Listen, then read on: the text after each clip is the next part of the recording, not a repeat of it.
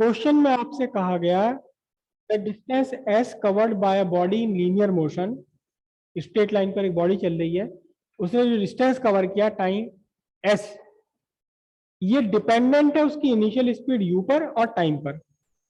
साथ ही साथ इससे अलग एक और डिपेंडेंसी है इस डिस्टेंस की। किस पर डिपेंडेंसी है? एक्सेलरेशन पर भी और टाइम पर भी। तो अब टाइम टी में कितना डिस्टेंस बॉडी ने कवर किया है, ये टाइम टी के लिए आपको डिस्टेंस का फॉर्मूला आपको बनाना है। सिंपल है, बिल्कुल सिंपल है। पहली डिपेंडेंसी हम लेते हैं, first dependency distance S1 directly proportional किस किस पर डिपेंडेंसी कही गई आपको? इनिशियल स्पीड u पर और टाइम t पर। तो मैं पावर xy ले लेता हूं। तो अब आपके लिए क्या बना? S1 equals K1 u x t y। ठीक है, K1 इज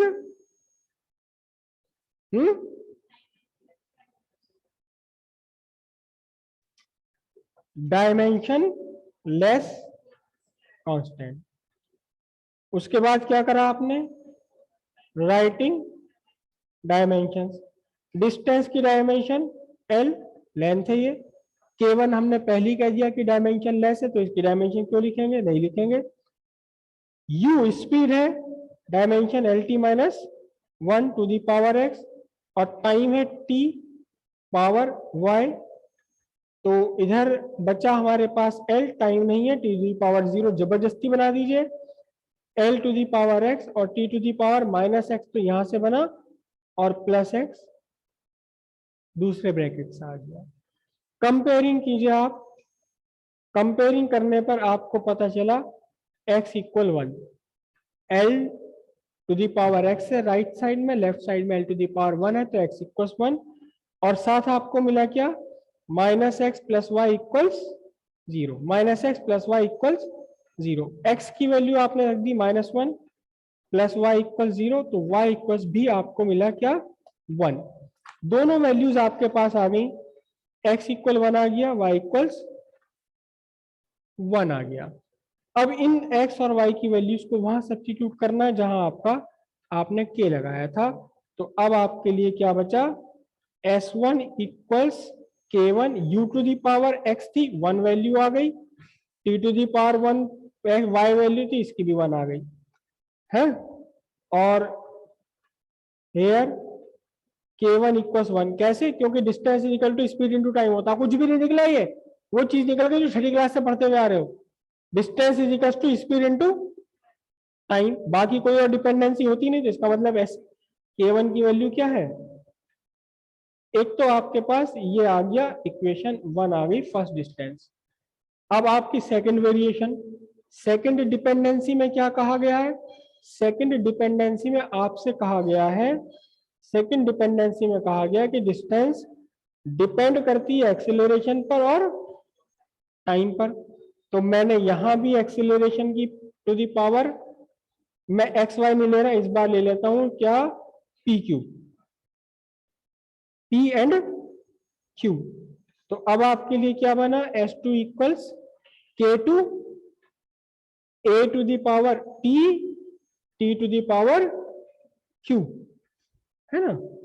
डायमेंशन लिख दीजिए, यहां क्या लिखेंगे? वही स्टेटमेंट झाड़ेंगे अपना। कौन सा? K2 is dimensionless constant, writing dimension. S2 distance है L, और K2 डायमेंशन लेस है, एक्सेलरेशन की dimension LT minus 2 to the power T, और टाइम की dimension T to the power Q। Okay, अब उसके बाद देखें जरा, फिर से यहां हमें क्या करना पड़ेगा? T टू दी पावर 0 लेना ही पड़ेगा।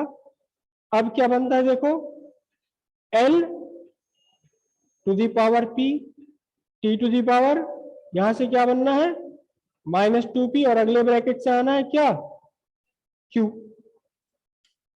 कंपेयरिंग कर दीजिए दोनों साइड, पावर्स की कंपेयरिंग कीजिए।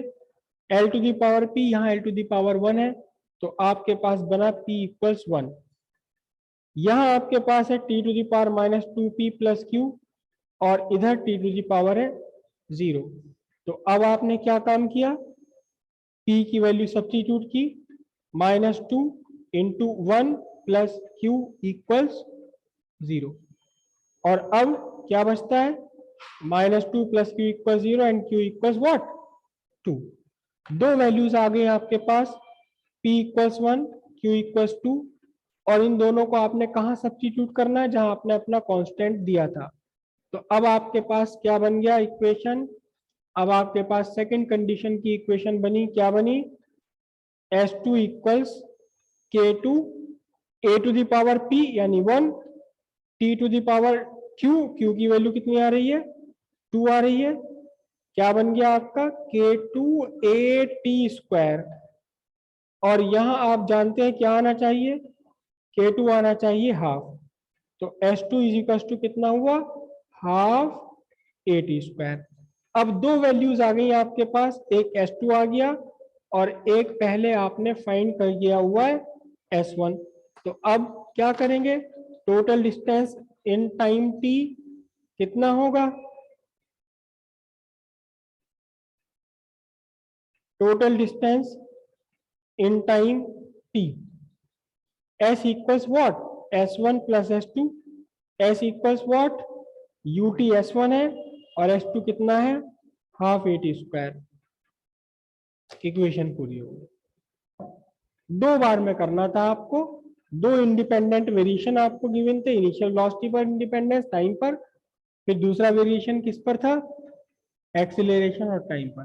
तो एक क्वेश्चन में दो क्वेश्चन थे, सिंपल सी बात ये।